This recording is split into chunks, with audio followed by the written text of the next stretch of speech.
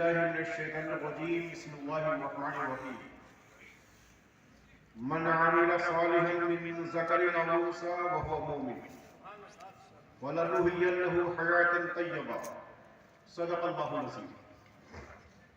آئیے ہمارا کچھ عرض و معروف سے قبل اپنے آقا و مولا جناب محمد رسول اللہ صلی اللہ علیہ وسلم کی بارگاہ بےکس پناہ میں ہے دل پیش کرے باواز بلند اللہم صلی اللہ علیہ وسلم صلاۃ و سلام علیک یا رسول اللہ صلی اللہ علیہ وسلم۔ حضرات، آج کی یہ محفل صاحب مزار کے عرس کی محفل ہے۔ اللہ تعالیٰ ہم سب کی حاضریوں کو قبول فرمائے، آمین۔ آپ کافی دیر سے بیٹھے ہوئے ہیں اور تقریریں بھی آپ نے کافی سنی۔ ابھی حضرت مولانا محمد احمد نظامی صاحب نے بڑی اچھی تقریر کی، اور دوسری چیز یہ ہے کہ دیکھیے تقریر سننا کمال نہیں ہے، اس پر عمل کرنا ہے۔ ورنہ تقریریں تو اتنی ہوتی ہیں، جس زمانے میں ہم لوگ پڑھتے تھے تو شاید کبھی تقریریں ہاشمیہ وغیرہ کبھی آتے تھے تو ہم لوگ پیدل چلتے جاتے سننے کے لیے، کیونکہ اس وقت تقریریں بہت کم ہوتی تھی۔ آج تو اتنے جلسے ہوتے ہیں کہ فرصت نہیں آدمی کو ہر کے سنے، مگر یہ ہے کہ کہنے کا مقصد یہ ہے کہ آپ جلسوں میں جائیے تو کچھ علماء کی باتیں لے کر کے جائیے، تاکہ اگر آپ اس پر عمل کریں گے تو آپ کی بھی آخرت سنور جائے گی اور علماء کا بھی کام ہو جائے گا۔ اگر آپ ان کی ایک بات بھی عمل کر لیں گے یہ ان کے نجات کا ذریعہ بن جائے گا۔ اور دوسری چیز یہ ہے کہ ہم لوگ اپنے اعمال اور کردار میں اتنے پیچھے ہیں کہ آج غیر ایسا نہیں کہ جو ہے یہ کوئی ہم آپ کے اس میں کہہ رہے ہیں، یہ آپ لوگوں سے پوچھئے کہ آج سے 100-200 سال پہلے کا حال یہ تھا کہ لوگ دیکھتے تھے کہ کوئی ایک مسلمان ہے تو خائف ہوتے تھے، کہتے تھے کہ ارے مسلمان ہے، کم سے کم بے حیائی نہ کرو، بدتمیزی مت کرو۔ آج حالم یہ ہے اور لوگ خائف ہوتے تھے، ڈرتے تھے۔ آج ہم لوگوں کا عالم کیا ہے کہ ہم ہزاروں کی تعداد میں ہوتے ہیں، مگر اگر وہ ایک ہوتا ہے تو اب ہم لوگوں کے اندر اتنی کمزوری ہے کہ ہم لوگ خائف رہتے ہیں۔ کیوں؟ کہ ہمارے دلوں میں ایمان نہیں ہے، اس کی بنیاد پر ہے۔ ورنہ سوچئے جب حضرت خالد بن ولید سے پادریوں نے کہا تھا، یہ خالد بن ولید تم اپنی لشکر کو لے کر کے قلعے کو پار کر جاؤ، ہم جو ہے تمہارے نبی پر ایمان لے آئے۔ تو حضرت خالد بن ولید کے ساتھیوں نے کہا تھا، اے خالد بن ولید تم ان پادریوں کی بات کر رہے ہیں، یہ تمہارے ساتھ دغا کر جائیں گے، ہو سکتا ہے تم پر حملہ آور ہو جائے۔ حضرت خالد بن ولید نے کہا تھا کہ اے میرے ساتھیوں سنو، ہم کو اپنی نگاہوں کو نیچی کر کے قلعے کو پار کر جائیں گے، یہ ہمارے نبی پر ایمان لے آئیں گے۔ حضرت خالد بن ولید سے ساتھیوں نے کہا کہ خالد بن ولید آخر ان کی پالیسی کیا ہے، ان کا مشن کیا ہے؟ انہوں نے کہا کہ انہوں نے اپنی حسین لڑکیوں کو کھڑا کیا ہے کہ جب ان لوگوں کی نگاہیں ان پر پڑے گی تو ان کا ایمان کمزور ہو جائیں گے اور ان پر حاوی ہو جائیں گے، اور اگر ہم لوگ جو ہے اپنی نگاہوں کو نیچی کر کے جب پار کر جائیں گے تو یہ لوگ ہم لوگوں سے خائف ہو جائیں گے۔ اور ہوا بھی یہی، جب خالد بن ولید اپنے ساتھیوں کو لے کر کے قلعے کو پار کر گئے ان پادریوں نے کہا تھا، اے خالد بن ولید جب تم لوگوں کا یہ عالم ہے جس محمد لہذا اپنے ایمان کو مضبوط کیجیے۔ سب کہنے کا مقصد یہ ہے کہ ایمان مضبوط کر لیجیے۔ دیکھیے یہ دنیا ہے، یہ چند دنوں کی ہے، دنیا میں جو آیا ہے اس کو مرنا ہے، اور جائے گا تو کچھ لے کر کے نہیں جانا ہے، اگر جائیے گا تو لے کر کے صرف اپنے عمل کریں۔ چاہے آپ جو ہے آج کتنی بھی زمین جائیداد جمع کر لیجیے، آج ہم دیکھیے ہمارے مسلمانوں کا حال کیا ہے کہ ہم لوگوں کے افعال اور کردار اتنے خراب ہیں کہ ہم سے بہتر تو ان لوگوں کے اعمال ہوتے ہیں، غیروں کے ہیں۔ آپ دیکھیے ہمارے اندر چوری، سود خوری، عیاشی، مکاری سب ہم لوگوں کے اندر ہے۔ کیوں؟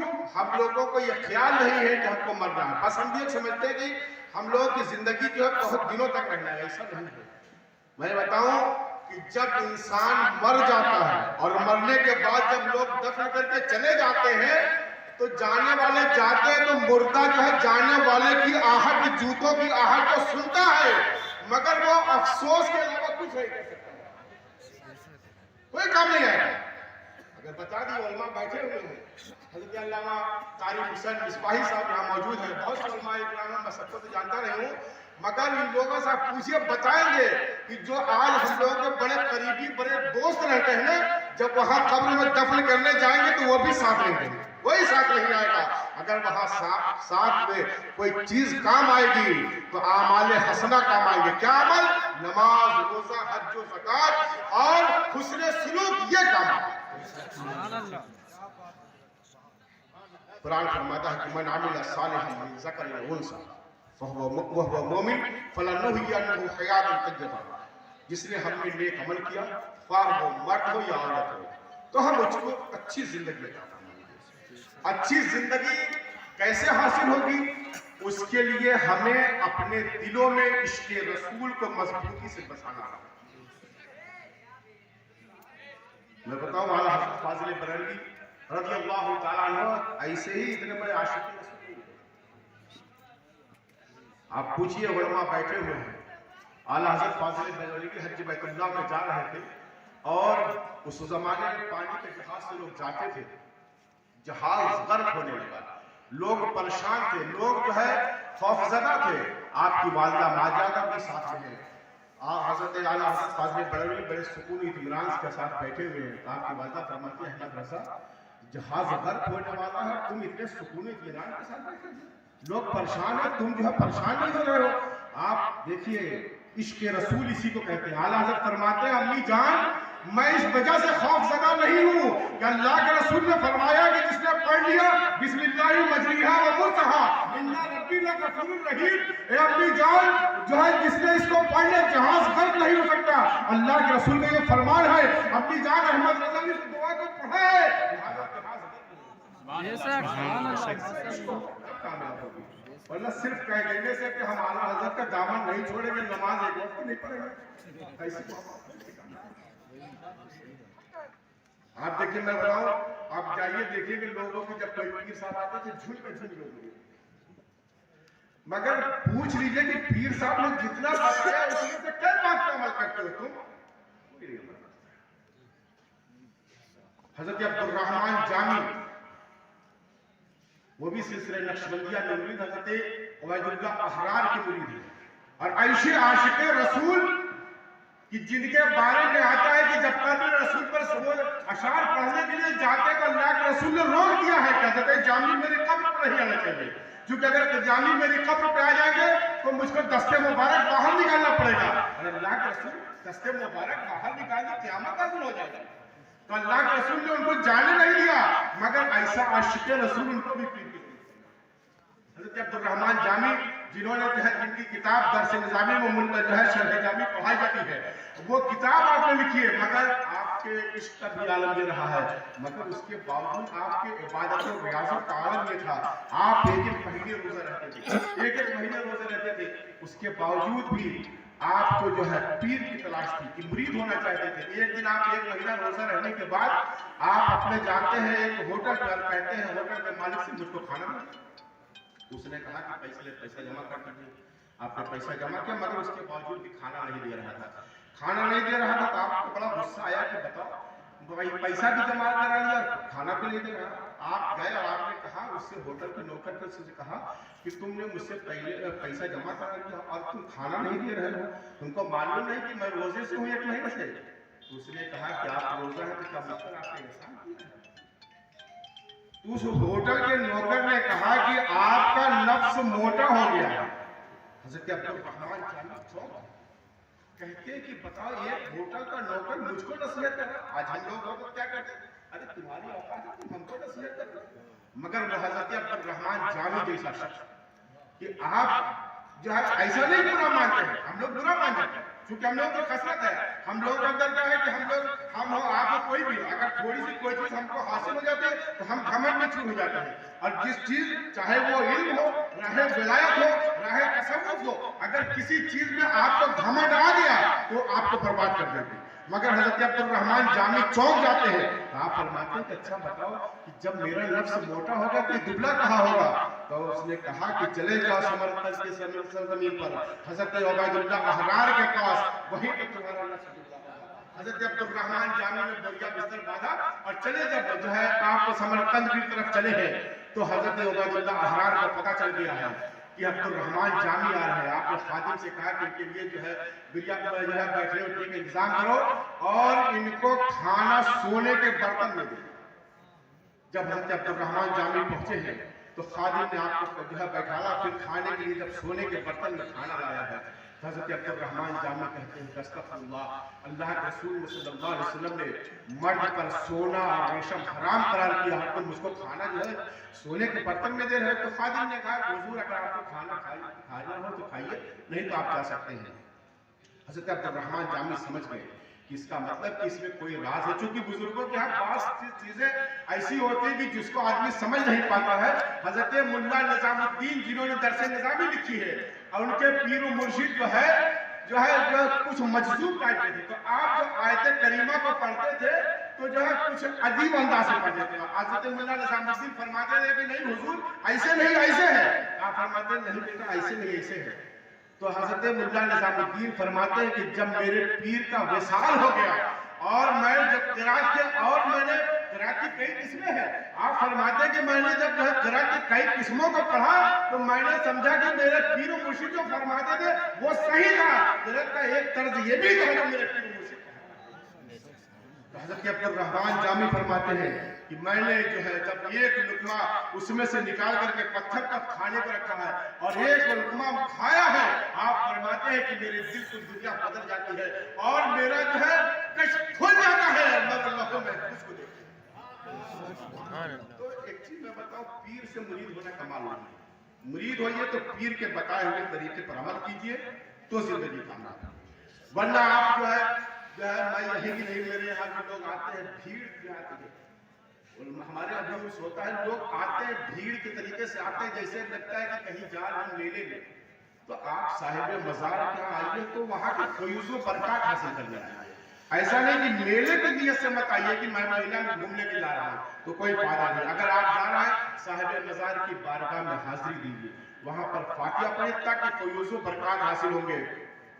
لوگ کئی بار لوگ کہتے ہیں کہ جو ہے ایک شخص تھے وہ کہہ رہے تھے کہ اچھا ایک چیز بتائیے فاتحہ تو ہم کہیں سے پڑھنا تو کون سے؟ ایک بزرگ تھے انہوں نے کہا کہ آؤ تم میرے قریب جو بیٹھو. ایک کو بیٹھا دیا اور اپنے یہاں بیٹھ گئے.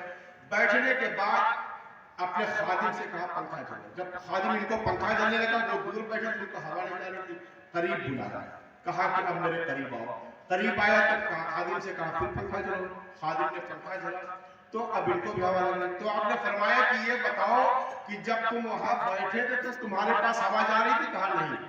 کہا کہ اب یہاں آئے ہو کہیں کا ہوا نہیں. تو کہا اسی طریقے سے اگر فاتحہ دور سے پڑھا جائے تب بھی پہنچے گا مگر قریب سے پڑھو گے تو فائدہ نہ ہوگا. لہذا کہنے کا مقصد یہ ہے کہ آپ ان بزرگوں کی بارگاہ میں جائیے تو حاضری دیجیے اور ان علماء کے جب قریب آئیے تو ان کی باتوں کو سنیے، ان پر عمل کرنے کی کوشش کیجیے کہ جو یہ بتاتے ہیں یہ بڑی نایاب باتیں بتاتے ہیں. آپ سوچتے ہوں گے کہ یہ آتے ہیں چلا کے چلے جاتے ہیں. انہوں نے بڑی محنت و مشقت سے 8 سالہ زندگی مدرسے میں گزاری ہے. اور ایسے ہی نہیں، اب تو نہیں بتا سکتے ہیں کہ اب تو مدرسے میں کھاڑوں کی بڑی سہولت ہو گئی ہے، ورنہ ایک زمانہ یہ تھا کہ جو جب دال مدرسے میں ملتی تھی تو گھٹنے سے ملتی جاتی تھی، یہاں سے یہ کہنی سے نیچے آتی تھی. تو لہٰذا تو ایسا نہیں، انہوں نے بڑی محنت و مشقت سے پڑھا ہے. اور ہم لوگوں کا کیا حال کیا ہے کہ علماء کی غیبت کرنے سے بات نہیں. اللہ کے رسول نے فرمایا کہ علماء ورثۃ الانبیاء، علماء انبیاء کے وارث ہیں. اور اللہ کے رسول نے فرمایا علماء امتی کا انبیاء بنی اسرائیل کی میری امت کے علماء بنی اسرائیل کے نبیوں کی طرح کی مثال ہے. اسی پر حضرت موسیٰ نے جب اللہ کے رسول صلی اللہ علیہ وسلم سے حضرت موسیٰ سے جب معراج میں ملاقات کی تو حضرت موسیٰ نے کہا کہ یا رسول اللہ آپ نے اپنی امت کے علماء کو بنی اسرائیل کے نبیوں کی طرح بتا دیا، مظہر بتا دیا. اللہ کے رسول نے حضرت موسیٰ نے کہا یا رسول اللہ یہ کیسے کہا؟ آپ نے فرمایا کہ اس کا جواب ہم نہیں، میری امت کا ایک عالم دے گا. امام غزالی کی روح کو پیش کیا گیا. وہ امام غزالی جو 450 سال بعد سرکار کے پیدا ہوئے. حضرت امام غزالی جب حضرت موسیٰ کی بارگاہ میں پہنچے تو حضرت موسیٰ نے کہا کہ جو ہے اے غزالی تمہارا نام کیا ہے؟ امام غزالی نے محمد بن محمد بن محمد 7 پشت آپ نے گنایا. امام غزالی حضرت موسیٰ نے کہا کہ غزالی تم میرے جواب کے لیے پیش کیے گئے ہو اور تم جب سوال ہی نہیں سمجھے تو جواب کیا دو گے؟ میں نے تو تم سے تمہارا نام پوچھا تھا, تمہارے باپ دادا کا نام نہیں پوچھا تھا. تو حضرت امام غزالی فرماتے ہیں کہ حضور جب آپ کوہ طور پر گئے تھے اور اللہ نے فرمایا تھا کہ ما تلک بے یمینے کا یا موسیٰ, اے موسیٰ تمہارے ہاتھ میں کیا ہے؟ تو آپ نے تو یہ نہیں فرمایا تھا کہ ہی عصایا, آپ نے فرمایا ہی عصایا وَأَتَى وَقْتَهُ عَلَيْهَا وَأَحُشُّ بِهَا عَلَىٰ غَنَمِي وَلِيَ فِيهَا مَعَارِبُ أُخْرَىٰ. یہ اللہ یہ میرے ہاتھ میں لاٹھی ہے, میں اس سے بکریوں کے لیے پتے توڑتا, بہت سی چیزیں آپ نے گنا دی تھی. حضرت موسیٰ فرماتے ہیں کہ اے غزالی تم کو معلوم نہیں میں پروردگار سے جو ہے میں اللہ تبارک و تعالیٰ سے کوہ طور پر ہم شرف حاصل کر رہا تھا, اس لیے میں بات کو لمبی کر رہا تھا تاکہ جب میں جتنی دیر تک پروردگار سے بات کرتا رہوں گا اللہ تعالیٰ کی توجہ میری طرف رہے گی. تو حضرت امام غزالی فرماتے ہیں کہ اے موسیٰ علیہ السلام آپ اللہ سے جب ہم کلام تھے تو آپ بات کو لمبی کر رہے تھے تاکہ اللہ کی خصوصی توجہ آپ کی طرف رہے, اور میں اللہ کے جلیل القدر نبی سے متوجہ ہوں, اس لیے میں نے بھی بات میں لمبا کر دیا تاکہ آپ کی توجہ میری طرف رہے. سبحان اللہ سبحان اللہ. لیکن علماء کی عزت کیا کہتے ہیں, یہی آپ کے کام آنے والے ہیں. سمجھے, ایسا نہیں کہ میں عالم ہوں تو ان کی تعریف کر رہا, ایسا نہیں, میں سمجھے گا آپ ہر دیکھیں میں بتاؤں گا تو یہ کہنا ہے کہ جو عالم کا عمل ہے ہر عالم میرے ساتھ, اور جس نے عالم کی عزت نہیں کیا وہ سمجھ لیجئے کہ اپنی عاقبت کو برباد کر لے رہا. ورنہ سوچئے میں بتاؤں حضرت امام احمد بن حنبل جو 4 مسلوں میں سے ایک مسلے کے امام ہیں, ان کے استاد ہیں ہارون بن یزید جو بہت بڑے محدث ہیں. آپ کی عمر 80 سال ہو گئی تھی, داڑھی کے بال آپ کے سفید ہو گئے تھے. آپ کا وصال جب ہو گیا تو لوگ دفن کر کے آنے لگے تو امام احمد بن حنبل کے ایک ساتھی ہے عمار بن یاسر, آپ نے خواب میں دیکھا اور پوچھا کہ حضور آپ کا کیا ہے؟ تو آپ نے فرمایا کہ اے عمار جب تم لوگ مجھ کو دفن کر کے چلے آئے تو جیسا کہ میں نے کتابوں میں پڑھا تھا کہ جو ہے جب لوگ دفن کر کے چلے جاتے ہیں تو قبر میں نکیرین آتے ہیں, اور آنے کے بعد انہوں نے مجھ سے بھی وہی سوال کیا. کہا کہ حضور آپ سے کیا سوال کیا؟ کہتے ہیں کہ انہوں نے مجھ سے بھی سوال کیا من ربک ما دینک ما کنت تقول فی شأن ھذا الرجل. تو کہیں حضرت عمار کہتے ہیں کہ حضور پھر آپ نے جواب کیا دیا؟ آپ فرماتے ہیں کہ اے عمار جب نکیرین نے مجھ سے سوال کیا کہ من ربک تو میں نے اپنی داڑھی پر ہاتھ پھیرا اور کہا اے نکیرین یزید بن ہارون کی 80 سالہ زندگی اسی میں گزر گئی کہ من ربک ما دینک پڑھاتے داڑھی سفید ہو گئی. مجھ سے پوچھ رہے ہو. حضرت عمار کہتے ہیں کہ حضور پھر ہوا کیا؟ کہا کہ اللہ نے میری مغفرت کر. سبحان اللہ. جانا یہ علماء کی عزت کیجئے, یہ لوگ آپ کے لیے ذریعہ بخشش بن جائے, اور عزت نہیں کیجئے گا تو جاننا ہے کہ پھنس جائے گا. تو لہٰذا کہنے کا مقصد یہ ہے کہ آپ اچھی زندگی گزاریں, آپ لوگوں کے حقوق کو مت مانیے, آپ اپنے پڑوسی کے حق کو ادا کیجئے, آپ اپنے بھائی کے ساتھ حسن سلوک کیجئے, آپ اپنے بہن بیٹیوں کے ساتھ حسن سلوک کیجئے. ایسا نہیں ہے کہ آپ کے بغیر آپ کے اپنے کسی رشتہ دار سے دشمنی ہو گئی ہو تو آپ اپنے رشتہ دار کی لڑکی کا جب رشتہ کرتا ہے تو اس کو کٹوانے کی کوشش کیجئے. یہ کام مت کیجئے, چونکہ وہ بھی آپ کی بہن لگے گی, آپ کی بیٹی لگے گی. اگر آپ نے یہ کام نہیں کیا تو سمجھ لیجئے کہ آپ مسلمان نہیں ہیں. مسلمان وہ ہے کہ جو دوسرے مسلمان کے زبان اور ہاتھ سے بچا ہوا رہے, وہی صحیح مسلمان ہو سکتا ہے. ورنہ مسلمان وہ نہیں ہے کہ جو دوسرے مسلمان کی غیبت کرے, جو دوسرے مسلمان کی چغلی کرے, جو دوسرے مسلمان کے حقوق کو دبائے, وہ مسلمان نہیں ہو سکتا ہے. مسلمان وہ ہے کہ جو دوسرے مسلمان کی بھلائی کرے, جو دوسرے مسلمان کے حق تلفی نہ کرے, دوسرے مسلمان کے حق کو ادا کرے. بلند آواز سے درود پاک اللہم صلی علی سیدنا محمد وعلی آل سیدنا محمد. वबारिक वसल्लम। सलातम व सलाम अलैका या रसूलुल्लाह सल्लल्लाहु अलैहि वसल्लम। हज़रात देखिए, आप लोग दरूद शरीफ बहुत कम पढ़ते हैं और दरूद शरीफ पढ़ा कीजिए।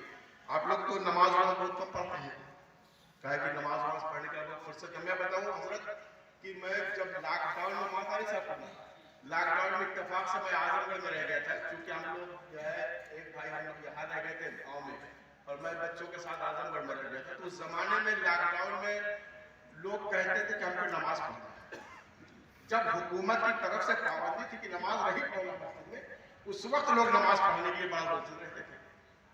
एक शख्स को मैंने देखा जो है कि वो दरवाजे पे खड़ा था, तो एक शख्स जो है मस्जिद से आ रहा था। मैंने कहा कहाँ गए थे भाई? कई सारे बैठे हुए थे, तो सोचा कि नमाज पढ़ने लगा। यानी उसके लिए ये था कि बैठे हुए इसलिए, अरे अल्लाह के बंदे, नमाज फर्ज है। नमाज तमाम इबादतों में सबसे अहम इबादत, अहमुल इबादत नमाज है, और नमाज नहीं पढ़ोगे तो अंजाम क्या होगा फिर कोई बचाएगा नहीं। ये लोग कहते हैं, बहुत से लोग कहते हैं ना कि पीर साहब से मुरीद हो जाओ, पीर साहब बात बना देंगे। मैं इस बात का कायल नहीं, मैं भी पीर हूं, मगर मैं इस बात का कायल नहीं, एकदम हकीकत में बता रहा हूं।